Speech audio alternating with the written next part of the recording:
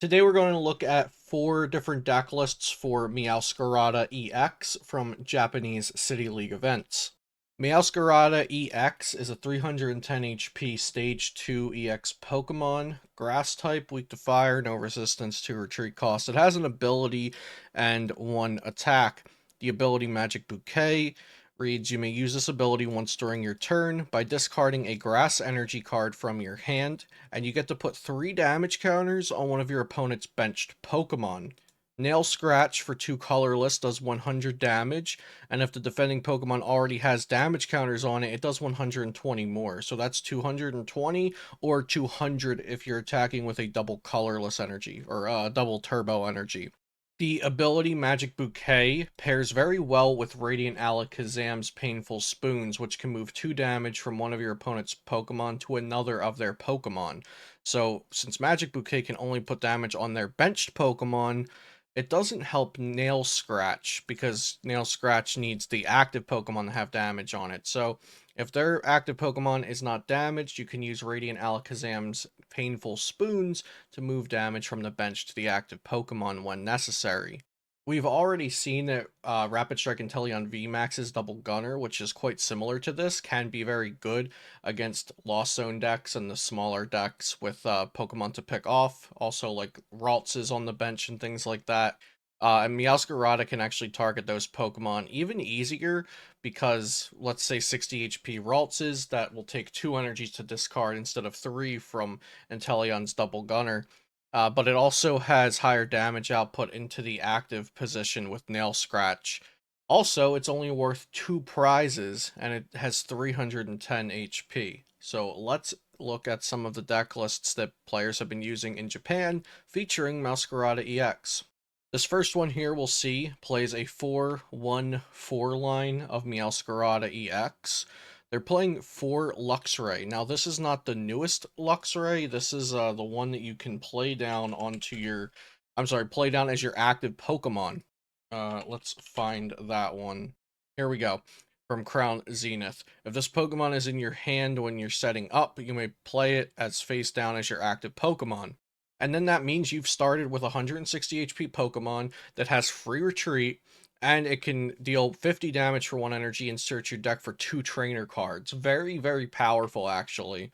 So this deck specifically is going to play 4 of this Luxray because it's only playing 4, 5, 6, 7 basic Pokemon. So if you have 7 basic Pokemon plus 4 Luxrays, you have pretty good odds of getting a Luxray in your starting hand. So since this deck really doesn't need much other than a bunch of Meowscaradas, Radiant Alakazam, and something to help you draw cards a little bit, Luxray is actually a pretty good fit for this kind of deck. Other new cards in here include Super Rod, which is getting reprinted, Iono, for some good shuffle draw for yourself and also disrupting the opponent even more so as the game goes on. And the other new card here is Artisan, which allows the player to search your deck for a basic Pokemon and put it on your bench. I believe it has to go to the bench. It doesn't really matter for this deck, but let's just check for clarity's sake. Once a turn, that player may search your deck for a basic Pokemon without a rule box and put it onto the bench. There you go. So this deck list got top 16 in a city league. I'm not sure exactly how many people were participating in the city league, but this deck list got top 16. So let's move on to deck list number 2, which got top 8 at a city league. This one is featuring a 202 line of Meowscarada EX with 2 rare candies, and they're playing a Lost Zone box deck. So this is Lost Zone box featuring Cramorant, Sableye, Radiant Greninja, and Drapion as attackers, but it also has the 202 line of Meowscarada EX. Now this one got top 8. I think this is so cool. Uh, if this could ever become like the meta way to play Meowscarada or Lost Zone box, I think that would just be so sick. It probably suffers from consistency issues a little bit more than your typical Lost Zone box deck because you've got a stage 2 Pokemon in there, you've got some rare candies in there, you have grass energies.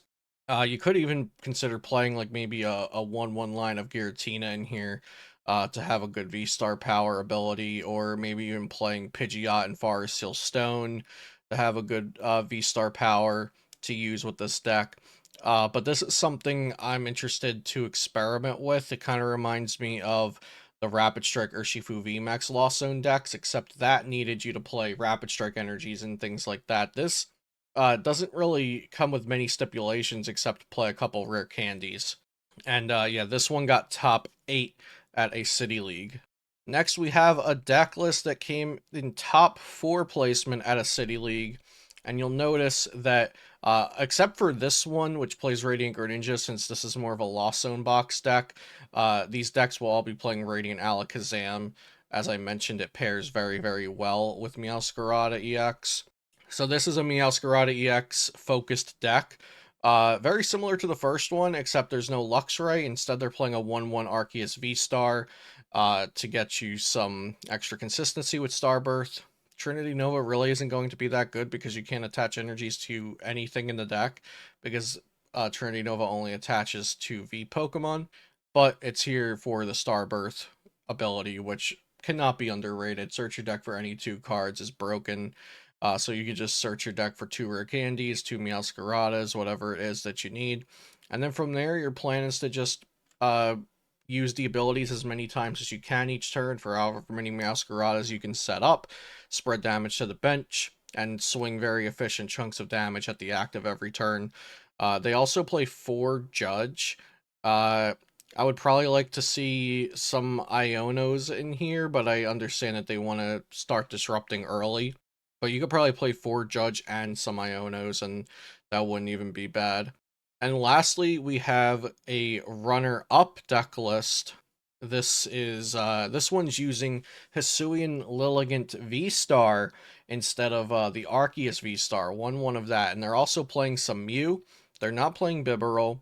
And again, they're playing Judge, but no Iono here, because they want that earlier disruption, I suppose. But let's just review Hisuian Lilligant VSTAR, because it's probably been a while since you've all read it. I know it's been a while since I have. Hisuian Lilligant VSTAR has the VSTAR Power Ability Star Perfume. During your turn, you may search your deck for up to 5 in any combination of grass Pokemon and grass energy cards and put them into your hand.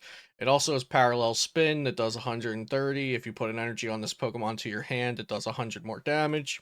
But without any real way to accelerate energies to this Pokemon, you're going to be focusing on attacking with Meowscarada EX, since it can attack for just a double turbo energy attachment. But this Star Perfume can sometimes be better than Star Birth. So I mentioned with Star Birth, you can get 2 rare candies, you can get 2 Meowscaradas, you can get 1 of each.